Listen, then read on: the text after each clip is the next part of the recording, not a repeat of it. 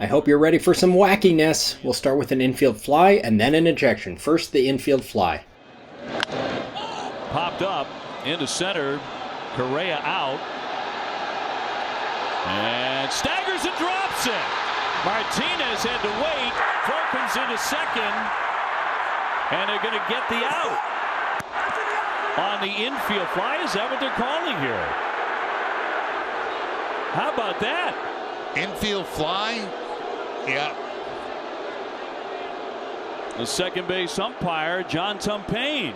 Yep, batter's out. Batter is out on the infield fly automatically, and the runners can advance at their own peril. At their own risk.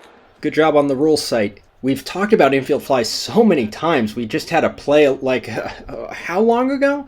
An infield fly is a fair fly ball which can be caught by an infielder with ordinary effort when first and second or bases loaded with less than 2 out. We have an infield fly situation here.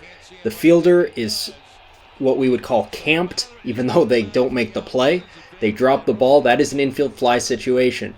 Do you call it timing-wise? When it is apparent that it becomes an infield fly. You say, infield fly, the ball remains alive, runners can advance on their own peril. That's what happens.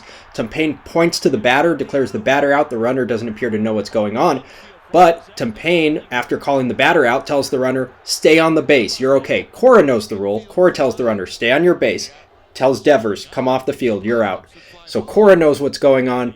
Tumpane, again, is calling it right away while the play is still going on. Ball remains alive, and even though the runner's mad, they do a good job of staying on the base. Tumpane clearly communicates, stay on your base. This is an infield fly situation.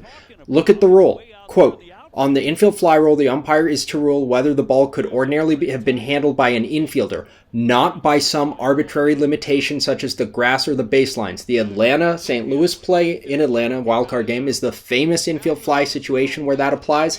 This is another one where the grass line means nothing. The infielder went into the outfield, had plenty of time to camp under the ball, did so, and then dropped it. This is an infield fly. So the infield fly rule is first and second or the bases loaded, less than 2 outs.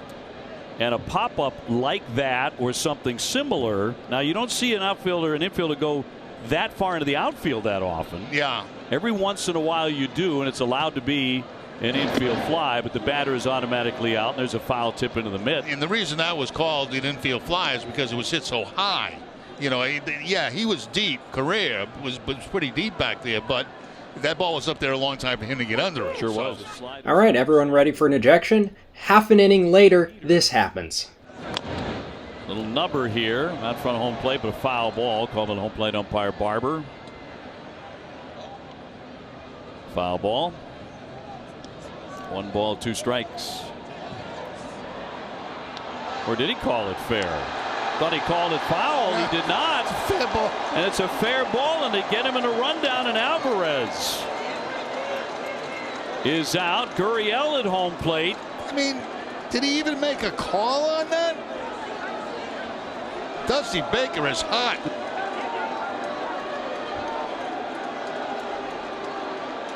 Oh, he is hot, and he is gone. That didn't take long. All behind a mask.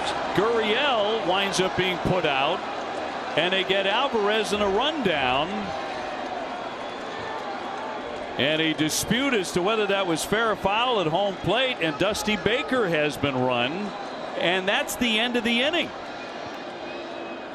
How about that for more drama? All right, so back for the bottom half of the 7th inning. Red Sox up. Verdugo the batter after another kind of crazy play, but it looks like the umpires got this one right on the Gurriel tapper. Take a look. Yeah, the question I had, did it hit Gurriel? And the answer to that is no, it didn't. So they called it safe. Okay, that means it's in fair territory. So they're going to throw him out at first base. In the meantime, Alvarez is heading towards second base, goes around second base, and then decides to go back to first base. Then they tag him out, so you get the double play. And the end of the inning. Other than that, there hasn't been much going on in this game tonight. All right, here's the umpiring mechanics explanation. Plate umpire Sean Barber. First call is safe. It did not touch the batter. Second call, as soon as the fielder touches it, it's a fair ball. Points into fair territory to declare that. Let's go to the second camera from behind home plate to see more of it. First call again, no interference, didn't touch the batter, safe. Fielder touches the ball, that makes it a fair ball. Points in fair territory, throws to first. First base umpire Brian Gorman, fist, batter is out. Then there's a play at second base with the runner. John Tumpane is now in action. As soon as the tag is made, declares him out. That's an inning-ending double play for Boston. I'm going to throw another wrinkle into this one, okay? Yeah. Alvarez rounds second base. Now he's going back to first base. Doesn't he have to re-tag second before he goes back to first? Supposed to. Supposed to, right? So we didn't see that happen either. All the rules coming out to play today, just look at the runner at second base. Rounds it and then comes back, never retouches it. It's not abandonment, but what it is it's an appealable play. If the Red Sox throw to second and the fielder touched second base and asked the umpire for an appeal instead of tagging the runner, said, hey, I don't think the runner retouched second, can I get an appeal ruling on that? The umpire would say, yeah, the runner's out for failing to retouch second. What a weird night at Fenway. To recap, yep, that's an infield fly. Batters out, runners advance at their own peril. Yep, that never touched the batter, that's a fair ball. Batters out, runners out, inning-ending double play. Visit us online at closecallsports.com, Twitter and Facebook at Close Call Sports. We'll see you on the site. He did not. And it's a fair ball, and to get him in a rundown and Alvarez.